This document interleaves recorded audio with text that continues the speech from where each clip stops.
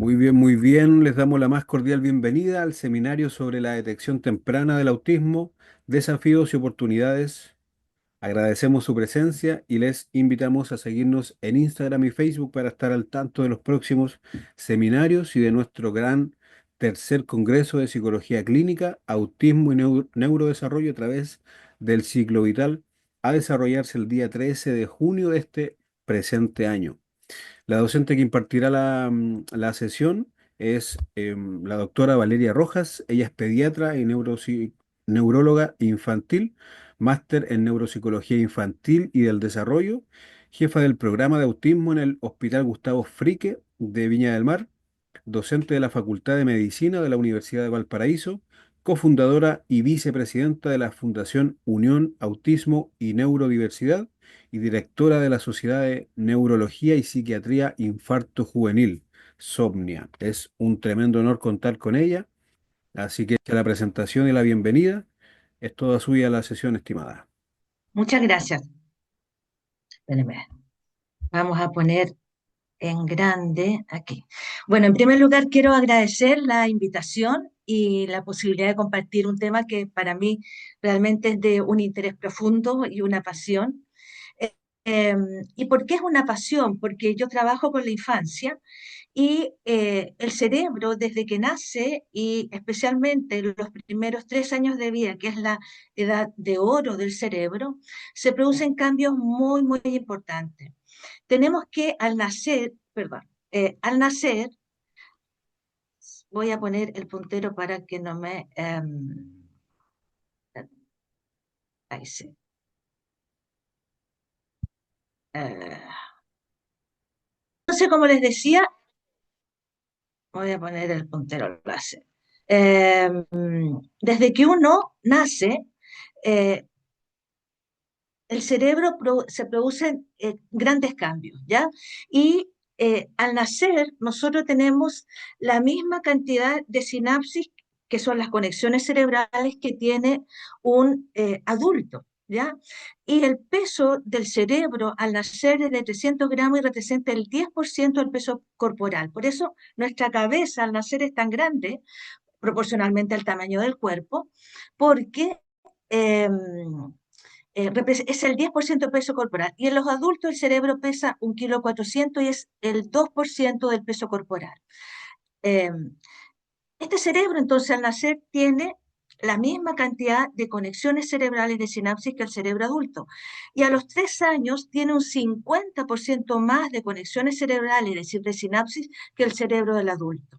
Es decir, todas estas conexiones sinápticas que se realizan de los 0 a los 3 años es lo que nos habla de esta edad de oro del cerebro, donde yo puedo una estructura genética, por lo que se llama la epigenética, moldear en un cerebro, ¿no es cierto?, que quizás venía destinado genéticamente para una forma, moldear de otra forma.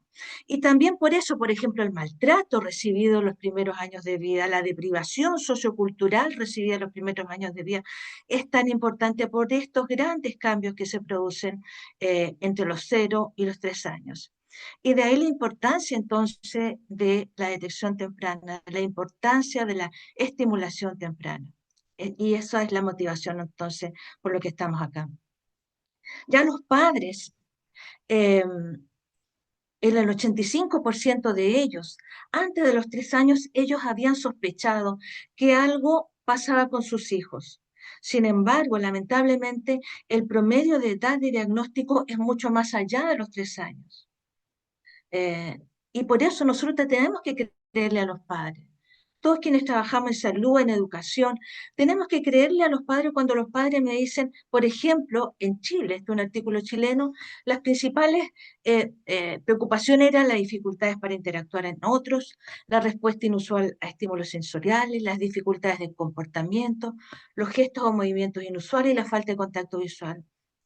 Esto eran entonces las preocupaciones de nuestros padres, que no siempre se recogen, ¿ya? Y por eso no siempre son eh, derivados, por ejemplo, para estimulación o para evaluación. Y esto es realmente muy, muy importante.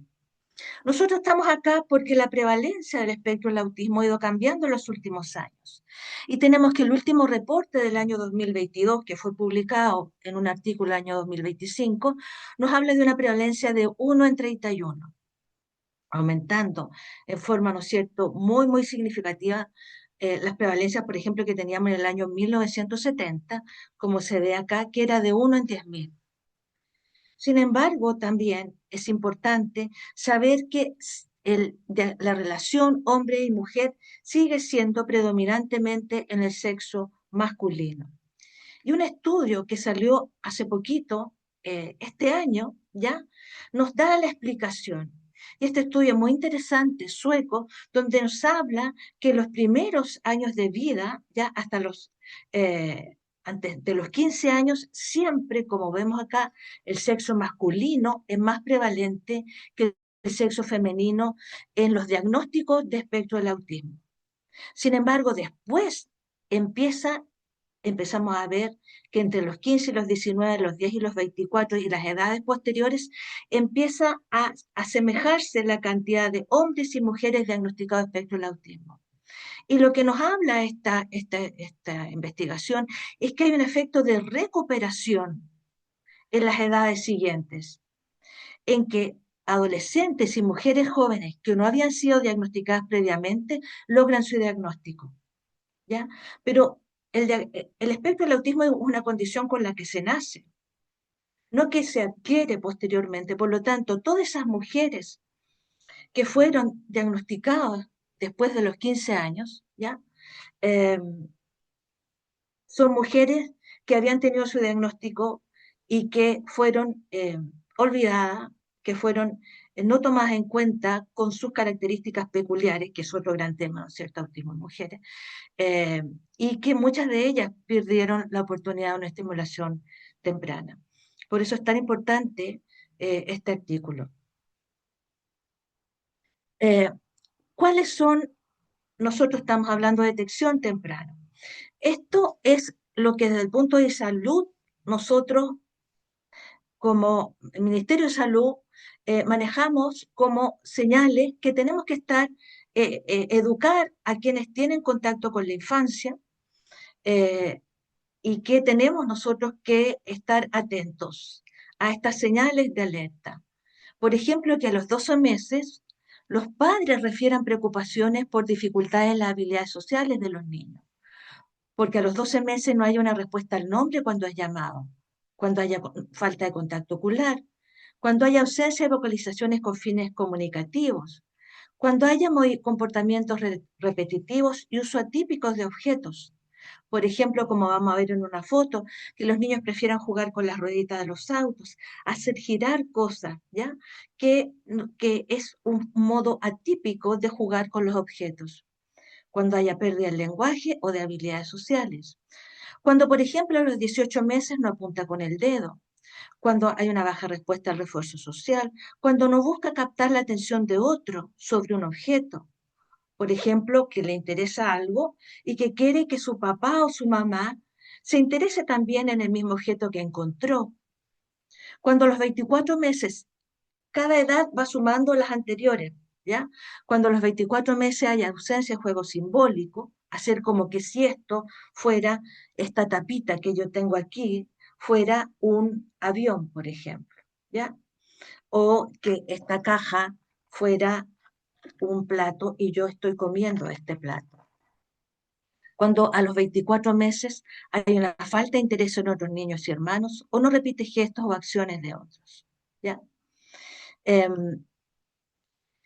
Estas señales de alerta hechas por el MinSal fueron recogidas en un trabajo que hizo el Ministerio de Educación con el Mineduc bajo los lineamientos de la ley de autismo, que es el protocolo para la detección, ¿no es cierto?, en la educación parvularia y enseñanza básica y media, y que para nosotros yo voy a hablar de lo que es preescolar, ¿no es cierto? Es muy, muy importante este protocolo, ¿ya? Es muy importante que eh, las educadoras de párvulo sepan entonces detectar estas peculiaridades. Y esto, quiero compartirlo con ustedes también, son, por ejemplo, las señales que en la educación parvularia, que son muy parecidas a lo que vimos antes, deberían estar, estar mirando esto, ¿ya? Si, por ejemplo, un niño se comunica con pocas palabras en relación con su edad, cuando no responde a su nombre, como habíamos dicho, cuando repite palabras o frases de inmediato después de escucharlas, lo que llamamos ecolalia, cuando responde con palabras o frases que no tienen relación con las preguntas que se le realizan, ¿qué te gusta, qué verduras, qué frutas te gusta comer ahora en el verano? Estuve ayer de cumpleaños, por ejemplo. No hay una respuesta atingente a las preguntas que yo hago. Se refiere a sí mismo con su nombre y en tercera persona. A Benjamín quiere esto o Anita tiene hambre. Utiliza pocos gestos comunicativos, decir chao, pedir, ya tirar besos, etcétera.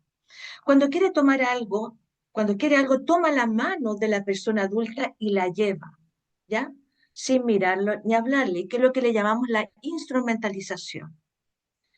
Establece escaso o, como habíamos visto antes, o ningún contacto visual, tiende a aislarse de sus pares, juega solo, sola, y hay una aparente independencia.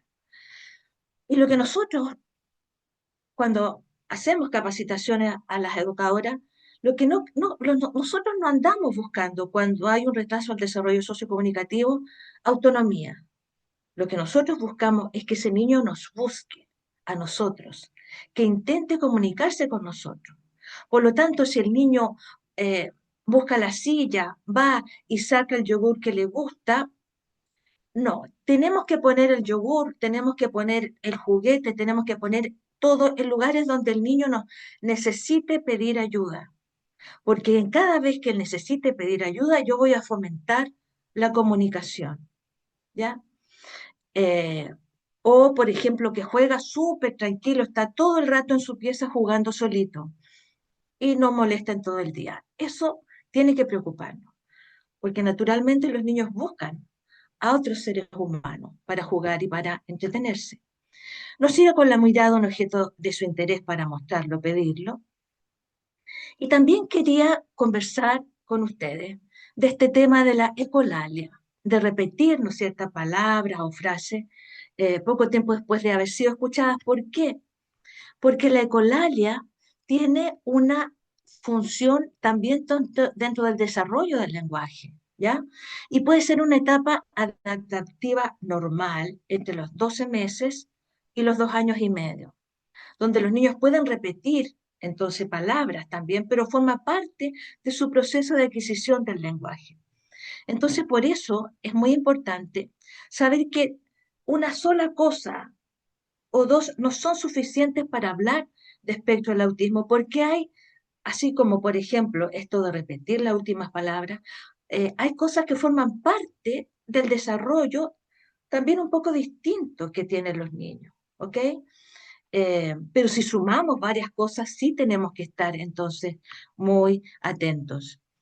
También dentro de este mismo protocolo que se hizo con Mineduc y MinSal, eh, se agregan estas otras características. Presenta baja respuesta a la interacción con otras personas adultas o niños y niñas, por ejemplo, la sonrisa social, la reciprocidad. Tiende a jugar clasificando y ordenando los juguetes o objetos de manera repetitiva, sin hacer un uso simbólico, como lo vamos a ver. Presenta movimientos reiterados y repetitivos como aleteo de manos, balanceo, giros, saltos. Presenta intereses demasiado restrictivos o inusuales para la edad, apego excesivo por algún objeto. Por ejemplo, a veces nos llegan niños que llegan con lápices y va para todos los lados con su lápiz y no se despega de su lápiz, ¿sabe? Todos los lápices, la cantidad de lápices que son, los colores que son de ese lápiz, y eso es lo que le da seguridad, este, este objeto, ¿no es cierto?, de apego. Eh, pueden, o intereses inusuales por los planetas, por los tipos de barco, por marcas de auto, etcétera, etcétera. Tiene preferencia o rechazo inusual por ciertos sonidos, olores, sabores, textura, y el desarrollo de su lenguaje se detuvo o ha retrocedido. Y es muy importante porque entre el año y medio y los 3 años, los niños dentro del espectro del autismo pueden haber tenido hasta esas edades un desarrollo neurotípico. Y ahora con la tecnología muchos padres tienen videado a los niños desde que nacen.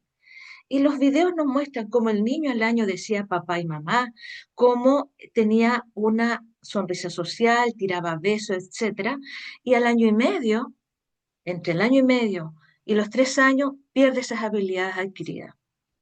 El por qué no hay una explicación científica todavía, ¿ya? Pero eso pasa en un 25 a un tercio por ciento, o un 25 a un 30% de los niños, y eso apoya más que este niño o niña tenga la condición de espectro del autismo. Sin embargo, si tiene una detención del desarrollo o detención y o retroceso del desarrollo antes del año y medio y después de los 3 años, tenemos que pensar en otra cosa neurológica, una enfermedad metabólica, una epilepsia no diagnosticada, etcétera, ¿ya? Porque antes del año y medio y los 3 años no es una característica propia del espectro del autismo. Esto es si tiene además otras cosas, porque si un niño que no tiene nada más y solamente tenía un desarrollo totalmente normal y se detuvo y perdió todo, por supuesto tenemos que pensar otras cosas. Pero en un niño que desarrolla un espectro del autismo, después de este stop, sí podemos pensar que sea parte de esta condición, ¿ya? Em, Quiero conversar que también las estereotipias, ¿ya?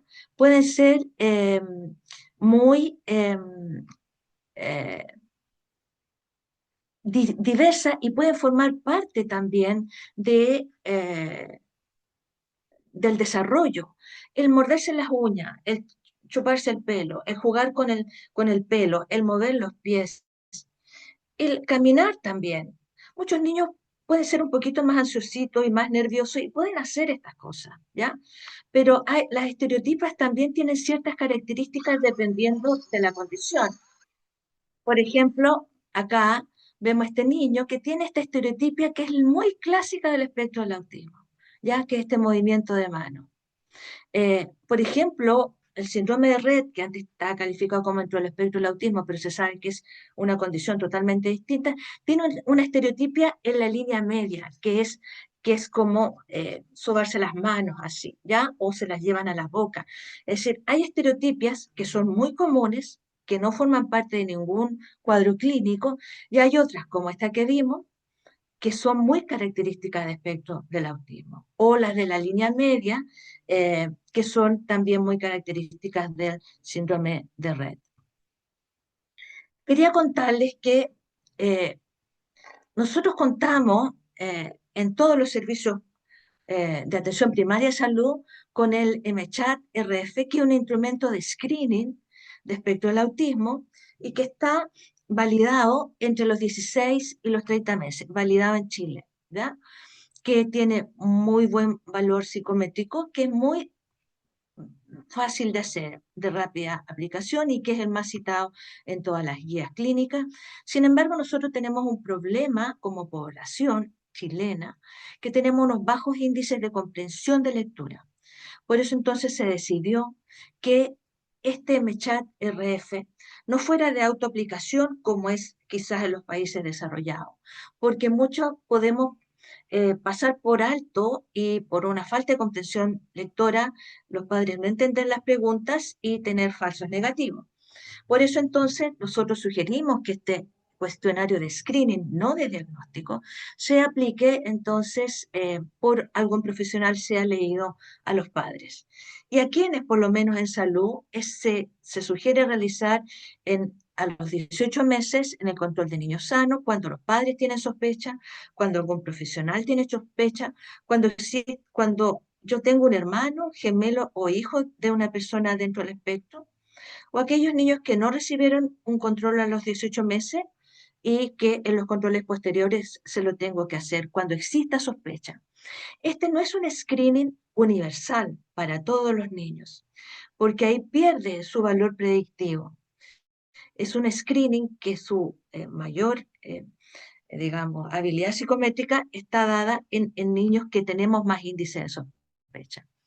Aquí está, es un cuestionario de 20 preguntas que uno entonces se lo lee a los padres, donde todas las preguntas no, excepto las 2, las 5 y las 12, es un punto, y en las 2, las 5 y las 12 la respuesta sí es un punto. Aquí está el algoritmo. Si yo tengo, para ir más rápido, si yo tengo una puntuación entre 3 y 7, tengo que hacer una entrevista de seguimiento, tengo que seguir preguntando. Pero si tengo una puntuación entre 8 y 20, no necesito preguntar más y derivo. No estoy pensando en, no como eh, sospecha de autismo, porque los papás se pueden asustar mucho, sino que por sospecha de retraso del desarrollo comunicativo y social. Porque este screening también es screening, no es diagnóstico, es tamizaje, pero tiene un valor muy grande porque puede que no sea espectro del autismo, pero alguna condición del neurodesarrollo, si tengo un MCHAT de riesgo alto, va a tener. Puede ser una discapacidad intelectual, un retraso del lenguaje, etcétera. Por lo tanto, a todo niño que tiene un riesgo alto, tengo que derivarlo a estimulación y a evaluación también por un profesional. Y estas son las preguntas de seguimiento. Si yo las preguntas de seguimiento, porque el MCHAT me dio entre 3 y 7 puntos, consigo 2 puntos, dejo de seguir preguntando y derivo, ¿ya? La primera, quería poner un ejemplo de estas preguntas de seguimiento. Por ejemplo, esto no puedo, uh, su hijo señala, no puedo leer porque está una bandita arriba, si la mamá dice que no tengo que seguir preguntando. ¿Qué hace, eh, ¿qué hace su hijo normalmente cuando usted indica algo? Le ignora usted, mira alrededor de la habitación, le mira su dedo, es decir, voy profundizando con la entrevista de seguimiento el M-Chat de las 20 preguntas. ¿Y por qué es tan importante esta pregunta del M-Chat? Porque esto es algo fundamental, vamos a ver aquí, ¿no es cierto? Ah, perdón. Ah, eh, Cuando uno señala, entonces, eh,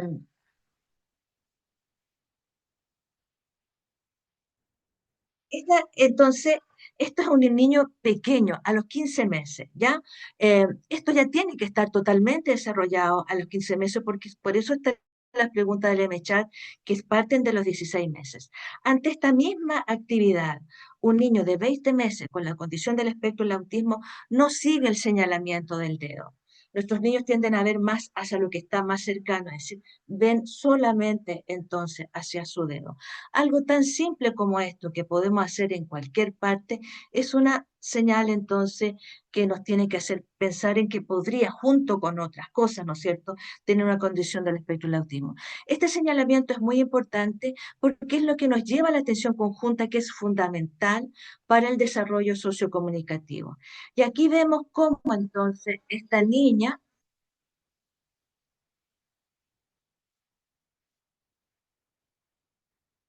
perdón, vamos a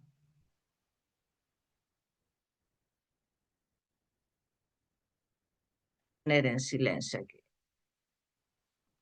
Entonces, esta niña está viendo un libro frente a su madre y esa es la mejor posición entonces para mirar el libro porque reforzamos y practicamos la atención conjunta. Ella le señala algo, le señala que ahí hay un león, por ejemplo, y la mamá le pone un nombre a esa figura.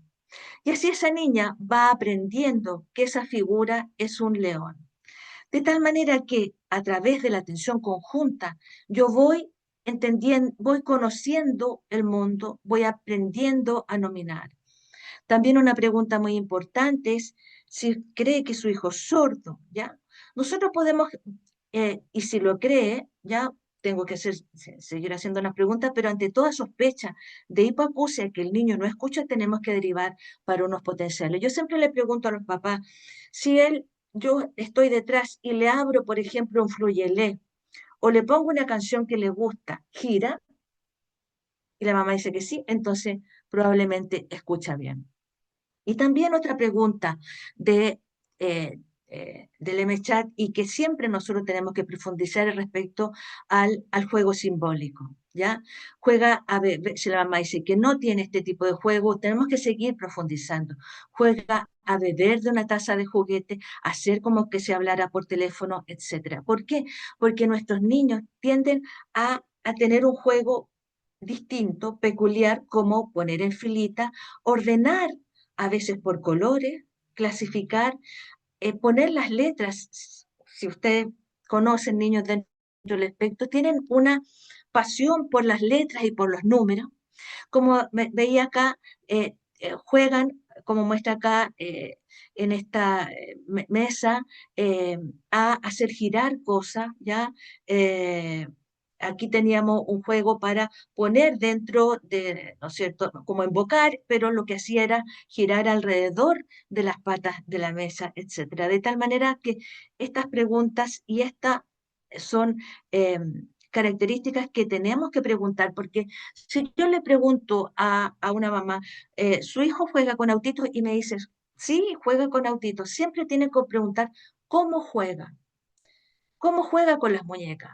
Si juega con las muñecas solamente moviéndole los ojos, o si juega con autitos moviéndole las ruedas, no es un juego para la edad, ya es un juego distinto que nos tiene que llevar a pensar que pudiera tener esta condición. Y aquí vemos como con estos mismos objetos, ya este niño ya hace como que sí estuviera comiendo. Hace como que si un juego imaginario estuviera, ¿no es cierto?, revolviendo, le está dando al peluche, está disfrutando, lo vemos que está haciendo como mira a la examinadora, ¿ya?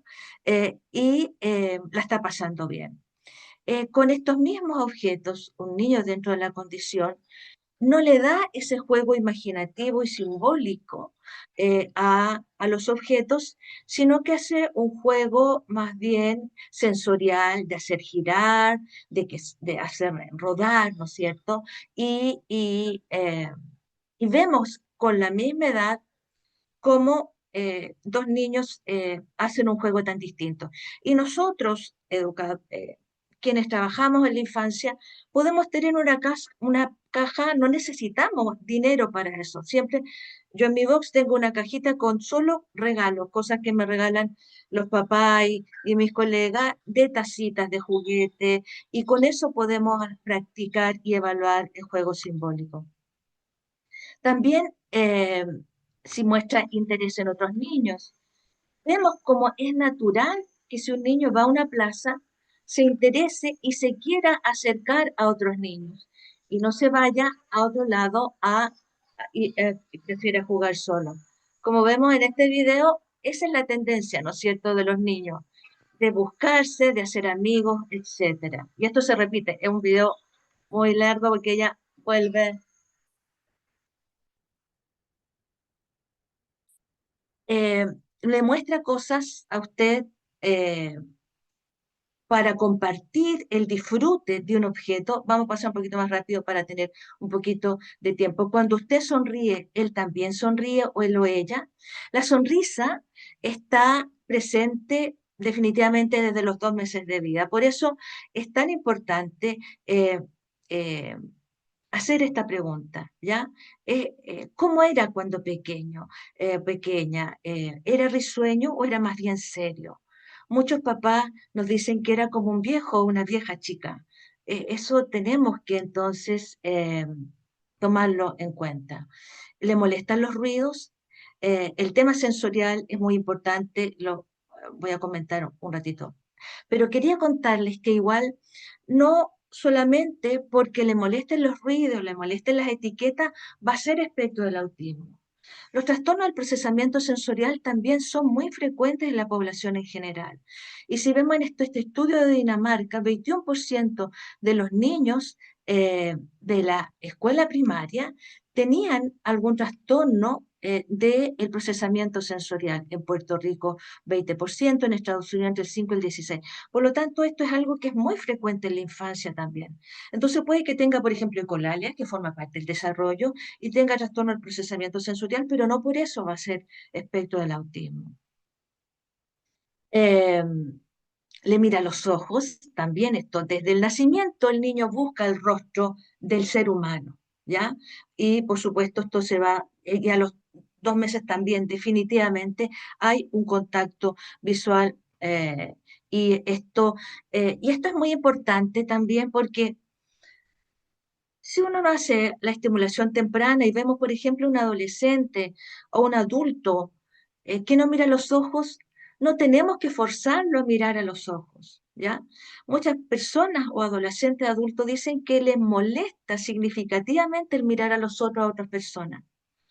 Y muchas veces nos llegan al box, por ejemplo, que la mamá dice, mira la doctora. Pero ya después de un tiempo, si hay una habilidad que no se adquirió, amén, aceptación de esta diferencia, ¿ok? Porque eso es el respeto también a la neurodivergencia. Por lo tanto, estas son habilidades que enseñamos en la estimulación temprana, en habilidades sociocomunicativas, pero que tampoco tenemos que forzarla cuando ya el niño tiene o niña, o adolescente, o adulto con mayor razón, tiene una cierta edad. Em, el tema de imitar también es muy, muy importante, decir chao, tirar besos, etcétera. Como vemos acá, por ejemplo, entre los 0 y los 2 meses, las guaguas pueden hacer una imitación, como vemos acá, los bebés pequeños, pero más bien se sabe que es como una imitación refleja, que es como de las neuronas en espejo, ¿ya?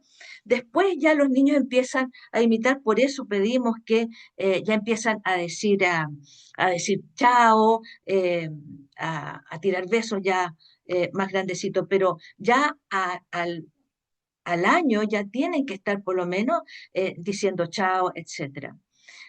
Sabemos que entre los 4 y los 6 meses eh, el niño puede tener contacto visual, esto lo han mostrado muchos estudios, y después de los 4 o 6 meses el niño pierde, ¿no es cierto?, el interés en la mitad superior de la cara y empieza a enfocarse, esto es espectro del autismo, en las manos. Esto se hace con eye tracking, ¿no es cierto? Un método que sigue la pupila de los niños y a diferencia del niño neurotípico que se interesa y fija la mirada más alrededor de los ojos, a diferencia de un niño dentro del espectro.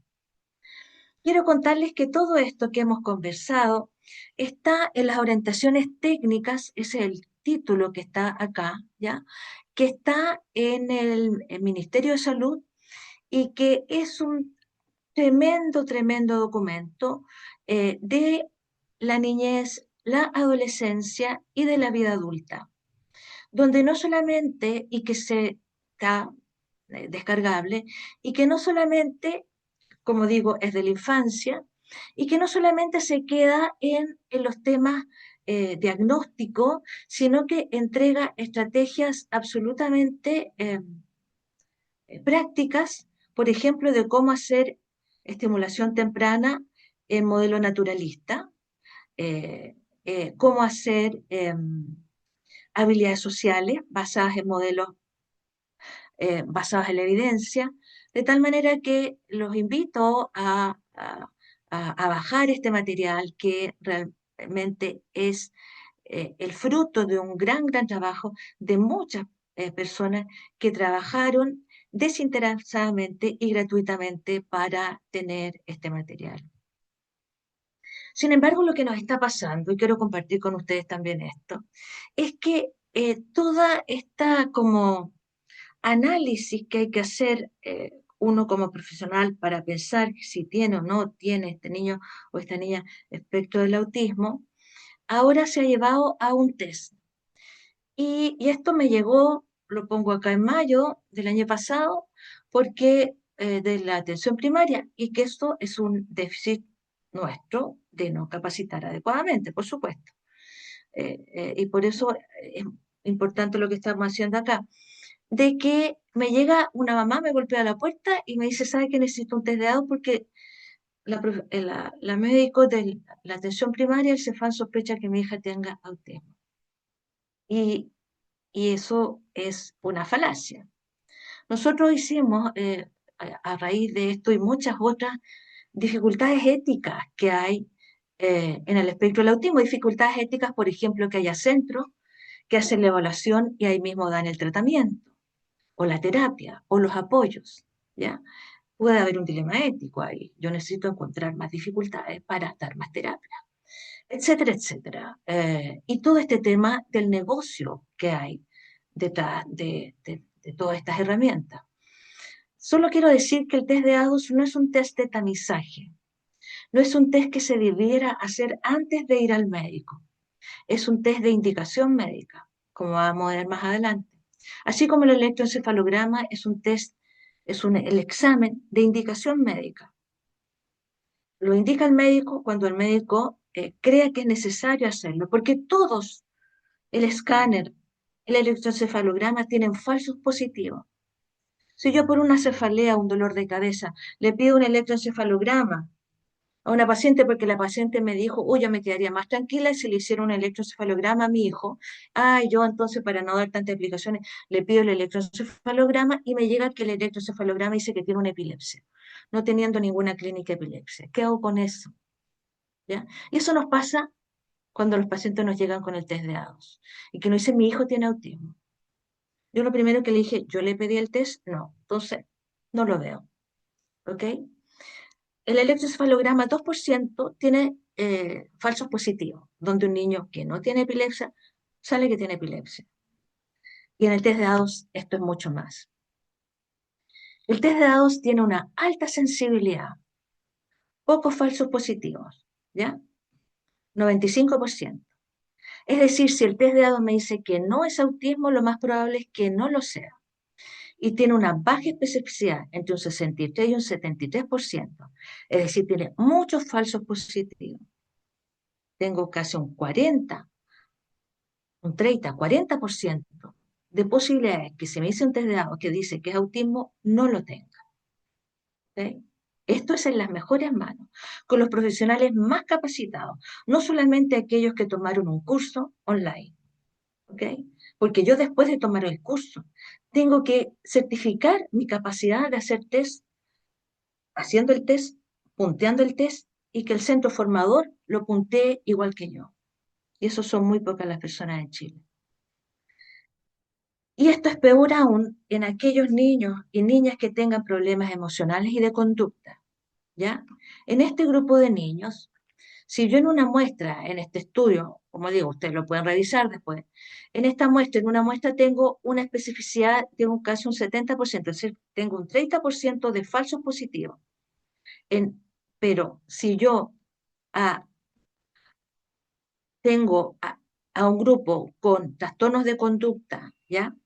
O emocionales, depresión o ansiedad, esos especificidad baja un 40%, es decir, me da un 60% de falsos positivos. Y eso tenemos que tenerlo muy en cuenta, porque niños con otros diagnósticos, trastornos ansiosos, depresivos, TOC, eh, pueden darme falsamente una puntuación, un punto de corte de autismo. Y el coeficiente intelectual también es otro gran factor.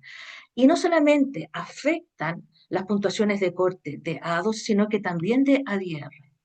En este estudio, en el ADR, en una muestra total, la especificidad fue de casi un 60%, es decir, el ADR me dio un 40% de falsos positivos.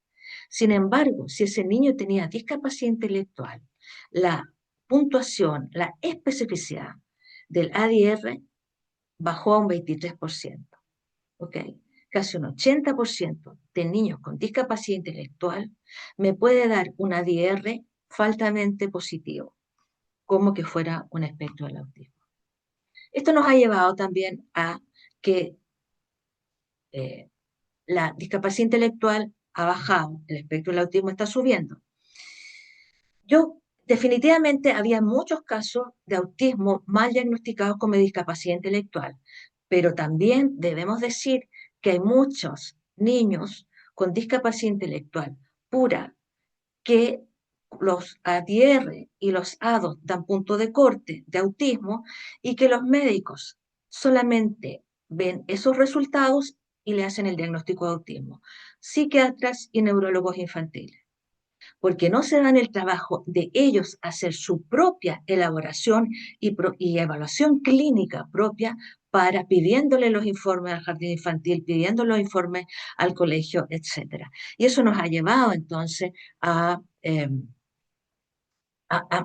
diagnósticos que son erróneos lamentablemente.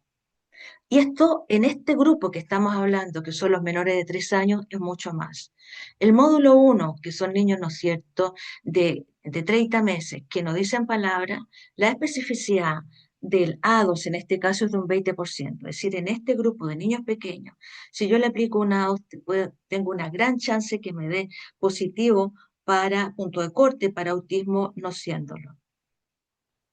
Y en niños más grandes, este es un estudio muy interesante, en que todos estudios de prevalencia que teníamos, ¿no es cierto?, uno en 31, el estudio de prevalencia que vimos al inicio, son estudios de prevalencia hechos en diagnósticos de autismo de la comunidad, ¿ok?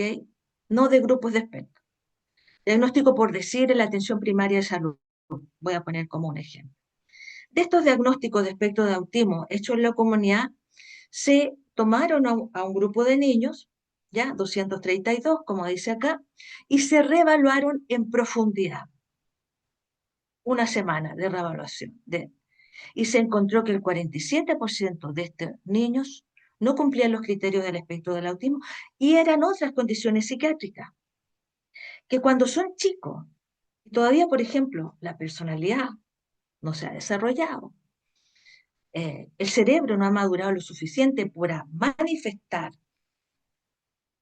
la condición psiquiátrica definitiva, entran dentro de este gran saco del espectro del autismo.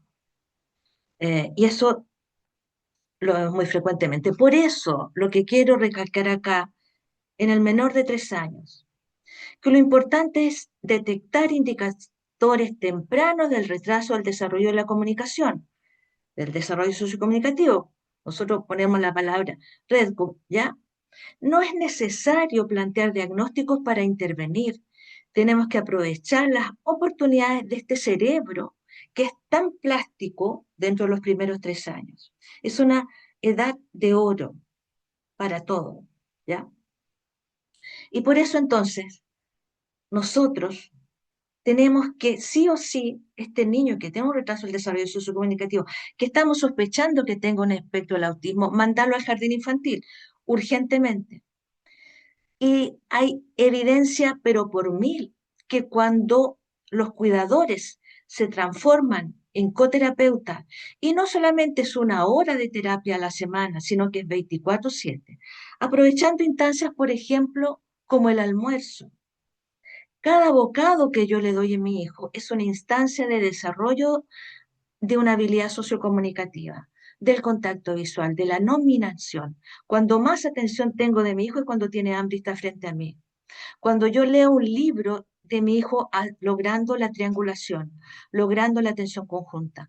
Cuando le digo a los padres, cero pantalla, hasta los 3 años, cero pantalla. Con esas pequeñas cosas podemos hacer grandes cambios en la vida de nuestros niños. Y existen herramientas de tremenda calidad y le dejo esta. Esta es una página que estaba hasta hace poco en inglés y ahora está en español. Ahí está la página web que está desarrollada por psicólogos expertos que han trabajado en todo, ellos son el grupo que ideó el modelo Denver de estimulación temprana, ¿ya? Y que tiene 4 módulos de 16 videos cada uno, eh, que son cortitos y que son para padres. Yo los insto a que a todas aquellas familias que ustedes conozcan que están con sospecha de espectro del autismo, que están esperando que les llegue una hora, esperando que haya cupo en el centro de autismo de la municipalidad, que vean estos videos y que empiecen a poner en práctica estos videos en la casa. Esto es lo urgente, transformar a los padres en coterapeutas cambia el futuro de ese niño y de esa niña. ¿Y por qué? Porque el futuro de los niños es siempre hoy y mañana será tarde. Muchas gracias y aquí está la bibliografía si después la quieren revisar. Genial, muchas gracias. Tremenda exposición. Está leyendo los comentarios, están llegando aplausos y corazones virtuales por la ponencia. Vamos a dar el pase a las preguntas, comentarios. Levanten su mano, por favor, aquí en la plataforma y yo les doy, le habilito el micrófono. Voy contigo, Jennifer. Hola, buenas tardes. ¿Se Hola, escucha? hola, súper. Súper. Bueno, primero que todo, dar gracias, ¿cierto?, por estas instancias de aprendizaje y decirle a la doctora Valeria que estoy enormemente feliz por haberla conocido porque, bueno, yo trabajo en el área de la salud y estoy justo tomando un curso de ella. Así que cuando la vi dije, ¡ay, qué genial! Bueno, yo soy fonoaudióloga ya y me dedico hace un poquito, par de años al área de autismo. Y tengo una pregunta para la doctora con respecto al tema del diagnóstico de las niñas, ¿cierto? Que es tan complejo el tema, sobre todo cuando es un posible autismo no tan marcado, por así decirlo, ya como para no hablar de niveles o de grados. Yo sé que las niñas presentan signos totalmente distintos al hombre, pero por ejemplo, si tengo una niña que 4 años aproximadamente, que sociabiliza, hay juego simbólico, funcional, pero también apila, ordena en fila, hay conductas estereotipadas y dificultades como con ruido y todo aquello, pero a eso se le suma de que tiene algún hermano con este diagnóstico. ¿Es posible que la niña esté imitando estos signos o es realmente una posible sospecha de autismo? ¿Qué opina usted, doctora? Sí, yo creo que en los hermanos, eh, a ver, voy a volver atrás. Es nuestro deber que todo hermano o hermana de un niño dentro del espectro le hacemos el MChat al año y medio. ¿Ok? Ujú. Sabemos que el MChat y todas las herramientas diagnósticas están hechas para un cerebro masculino, así que puede que igual no pase, pero sí nos va a dar luces de cómo están sus habilidades sociocomunicativas. Las niñas que más se nos pasan inadvertidas son aquellas niñas que tienen un coeficiente intelectual normal y que aprenden a camuflar desde muy chiquititas, ¿ya? Pero ahí tenemos que ver no solamente que tiene un juego simbólico, porque puede que tenga un juego simbólico en que haga que juegue con los dinosaurios y que los dinosaurios pelean entre sí, etcétera, etcétera, a los 4 años, por ejemplo. Pero que este juego sea estereotipado, que sea siempre igual y que sea solo con dinosaurios, porque su interés profundo son los dinosaurios. Entonces tenemos que fijarnos en no solamente en que juegue, sino que en la cualidad de ese juego. Porque sí puede ser que entonces tiene juego imaginativo, sí, si le da de comer a los dinosaurios, por ejemplo, pero se queda solo jugando con dinosaurios. No hay una variación en el juego. ¿Ok? Y entonces eso tenemos que fijarnos en las niñas, voy a hablar de la calidad del juego. Eh, y, eh, y en las habilidades, tú me habías dicho otra característica aparte del juego. ¿Cuáles eran las otras? Perdón, lo voy a anotar para que no. Ordena, bueno, la niña ordena, por ejemplo, en fila los juguetes, los animales. Y Eso, también, total. sí, exacto, y también aletea en ocasiones con emociones extremas, pero mi duda ¿Qué edad caía tiene, en perdón? Perdón. 4 años, recién cumplidos. Claro. Porque mira, ¿Te fijaste en el video? Como va a estar el video disponible, lo Ujú, pueden revisar después. Este aleteo que vimos en este video es el aleteo típico del espectro del autismo. exacto. Si es un aleteo parecido a eso, llevamos ya varias cosas. Ya, Sí, ya este sí. aleteo así es muy típico del espectro del autismo. Esta cosa acá, ¿ya? Es muy típica del síndrome de Rett. Pero comerse las uñas, jugar con el pelo, mover Mm, las piernas, que son estereotipias también, eh, a veces caminar de un lado para otro, porque estoy un poquito nervioso también, pero esta estereotipia de este aleteo es muy típica gratis. del espectro del autismo, sí. Ya, perfecto. Más que nada mi duda era como si es que existía la posibilidad de que algún niño o niña maya del caso imite a su hermano las conductas y que No, no no, no, se... no, no. No, esta Ya, estereotipia no es de imitación. No. ya. Que Eso se quería ponga en saber. fila no es de imitación, no. No, no, no. Sí, Ya. de todas maneras, sí. Muchas gracias, doctora. Se pasó. Y un Y gusto por eso, conocerla. perdona, voy a terminar, porque es algo Dígame, ¿sí? muy importante, porque voy a aprovechar. Y por eso es tan importante tener la pauta de observación del jardín infantil. Porque esta niña, si tú le mandas la pauta de observación del jardín infantil, que está disponible en el protocolo, ustedes ponen ahí protocolo y les va a salir al tiro de Mineduc Minsal, ¿ya? Em, y les va a salir al tiro el protocolo. Y ahí entonces está la pauta de observación del jardín y la pauta de observación del colegio. Y la pauta de observación del colegio lleva 4 preguntas para mujeres, ¿ya? Por eso, para que revisen. Y ahí está el camuflaje típico en mujeres, pero que se hace en unas edades ya desde la básica en adelante. Una niñita de 4 años todavía, es más, no tiene la habilidad de aprender los patrones sociales o cómo se ríen o cómo ponen las manos, qué ropa usan sus compañeritas para camuflarse, ¿ya? Entonces, cuando uno tiene dudas más o menos, tiene que poner, tiene que pedir sí o sí la pauta de observación. Y la otra cosa importante, que la pauta de observación tiene que hacerla la educadora y la asistente, que muchas veces conoce, a veces más bien al niño o a la niña que la misma educadora.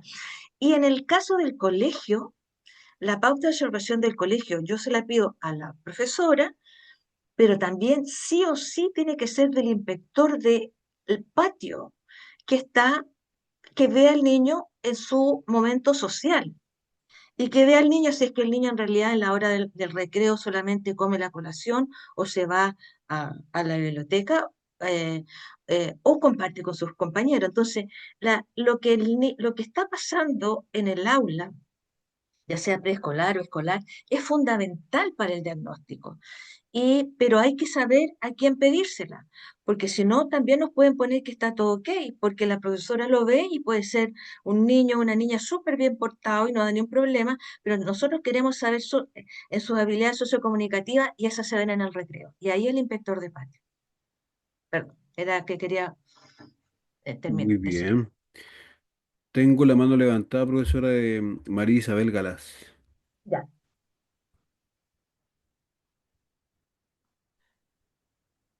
¿Sí se escucha?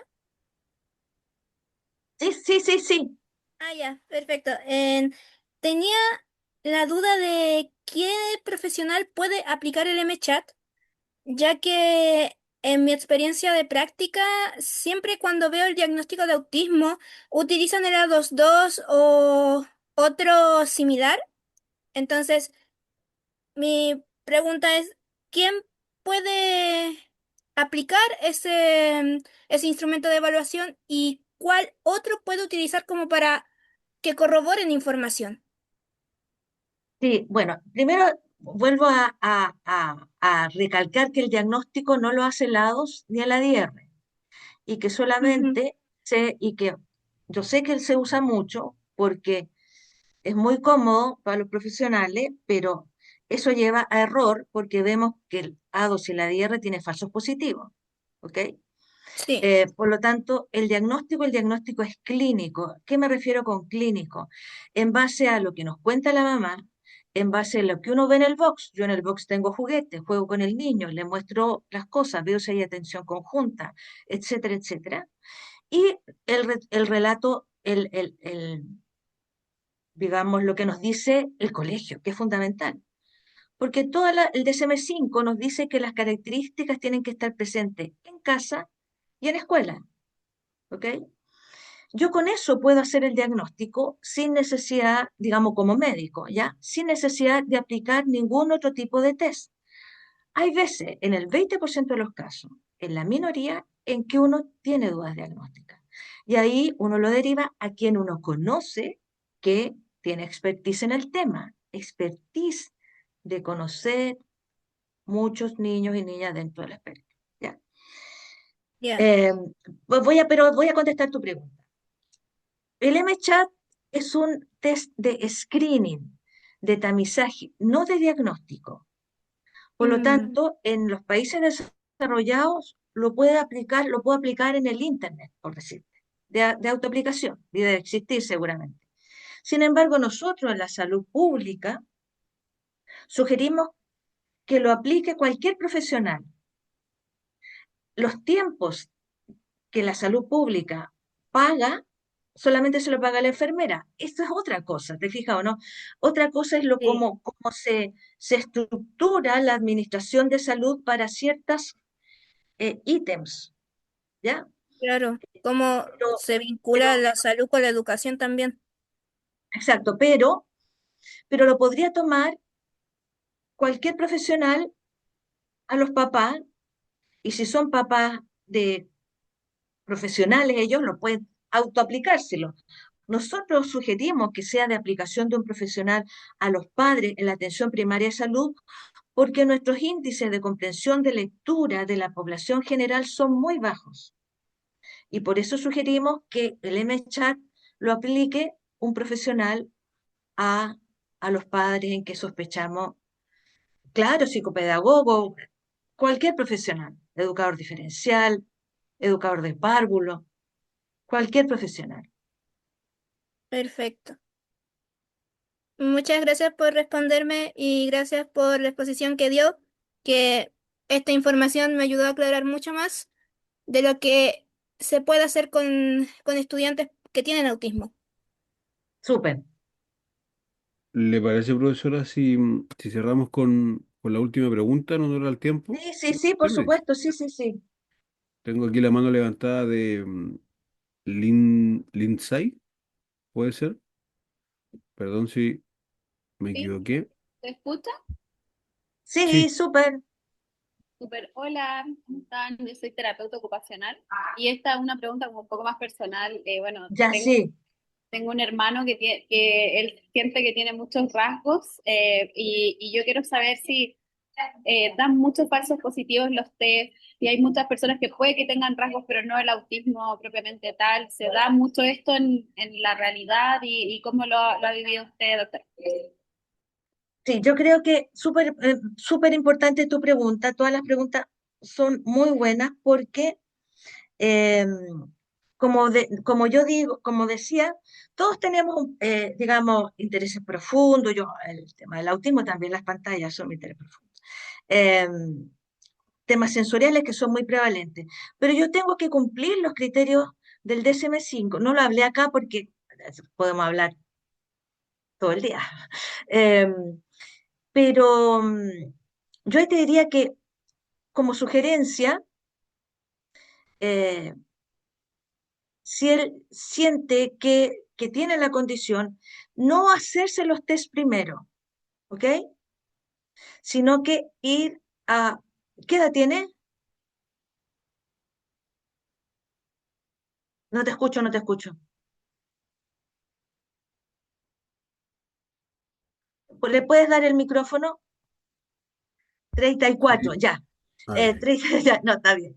No, 34, sí. Mira, y esta es una pregunta, un tema que también yo, de una opinión no personal, creo yo. Es decir, sobre los 12 años, el espectro del autismo es de los psiquiatras, ¿ya? Sobre los 12 años. ¿Por qué? Porque sobre los 12 años aparecen las concurrencias psiquiátricas, el trastorno ansioso, el trastorno depresivo y otras concurrencias que pueden ser, eh, eh, y que la gran mayoría de las veces son del área de la psiquiatría. Y el diagnóstico diferencial en esa edad es del área de la psiquiatría. Por lo tanto, mi sugerencia es, y que sea experto sí en autismo. ¿Por qué? Porque lamentablemente también, yo no tengo pelo en la lengua, como habrán visto durante la exposición, también, no porque sea psiquiatra, porque sea ser neurólogo, va a saber del autismo, ¿ya? Y realmente para este tema, cuando es adulto, tiene que saber del espectro del autismo. Eso es muy, muy importante, para no ir de tumbo en tumbo y cometer errores. Así es que eh, esa es mi sugerencia. Yo estoy hablando de Chile, porque en otros países, tú sabes que, por ejemplo, en Estados Unidos, el diagnóstico lo puede hacer psiquiatra, neurólogo o psicólogo especialista, ¿ya? Entonces, cada país es un mundo distinto.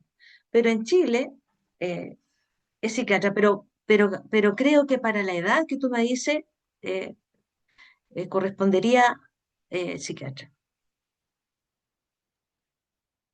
Muchas gracias. Muchas gracias, muchas gracias. Estoy ahí leyendo. El chat está súper activo.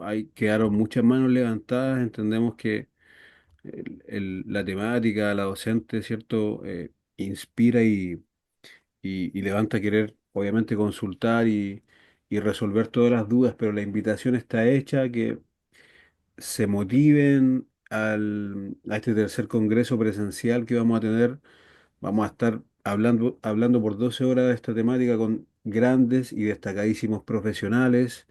Tenemos una parrilla grandísima, grandísima también de programas y de proyectos en nuestra página, adipa.cl.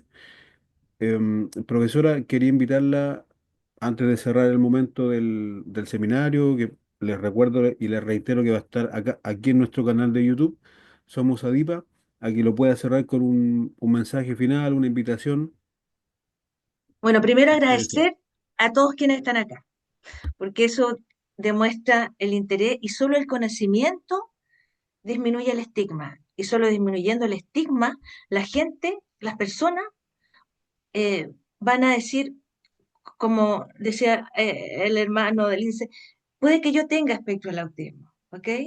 Y es el conocimiento el que nos lleva a esta disminución del estigma y eso ha llevado también que ahora esté aumentando los diagnósticos de la gente, ya al disminuir el estigma, disminuye el temor a consultar. Eh, por otro lado, no tenemos que apurarnos con el diagnóstico.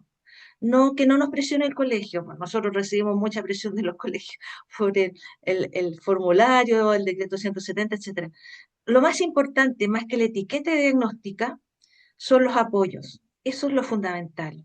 Vean los videos, compártanlos con la familia y con todos quienes tengan niños de edades pequeñas. Y eso, muchas gracias. Un tremendo honor, estimada.